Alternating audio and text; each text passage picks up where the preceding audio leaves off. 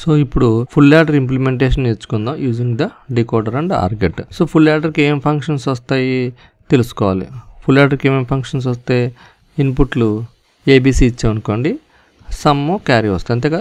0 0 0 అంటే some 0 carry 0, 0 0 1 అంటే some 1 carry 0, 0 1 0 some 1 carry 0, 0 1 1 some 0 carry 1, 1 0 0 some 1 carry 0, 1 0 1 some 0 carry 1, 1 1 0 some 0 carry 1, 1 1 1 some 1 carry 1.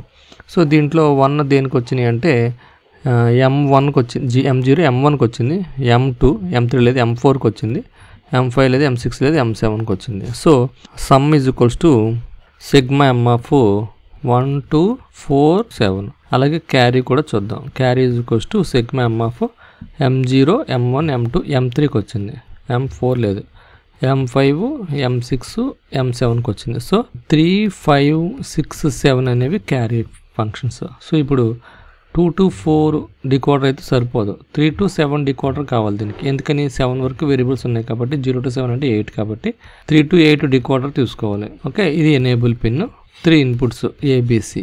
So అవుట్పుట్లు Y0 Y1 Y2 Y3 Y4 Y5 Y6 Y7. Okay, so 7 outputs వచ్చేసాయి. ఇప్పుడు దీంట్లో మనకి సమ్కి ఏమేమి terms ఉన్నాయి, 1 2 4 7. So 1 2 4 7 ఈ నాలుగిట్లని ఒక ఆర్ గేట్ కనెక్ట్ చేసామనుకోండి, అదే సమ్ ఫంక్షన్. ఓకే, అట్లాగే క్యారీకి ఏమున్నాయి 3 5 6 7 వీటిని ఒక ఆర్ గేట్ కనెక్ట్ చేసామనుకోండి, అది క్యారీ ఫంక్షన్. ఓకేనా, సమ్ ఫంక్షన్ క్యారీ ఫంక్షన్.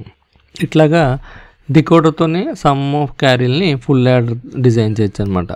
అలాగే not only full adder, any function మీరు ఇస్తే అది ఈజీగా మ్యాప్ చేసేసుకుని ఆ ఫంక్షన్స్ని మీరు రియలైజ్ చేసేయచ్చు. సపోజ్ ఇది సమ్ కాదు, ఇది F1 ఫంక్షన్ అనుకోండి, ఇది F2 ఫంక్షన్ అనుకోండి, అలా 2 ఫంక్షన్స్ని మీరు రియలైజ్ చేసేయచ్చు అనమాట.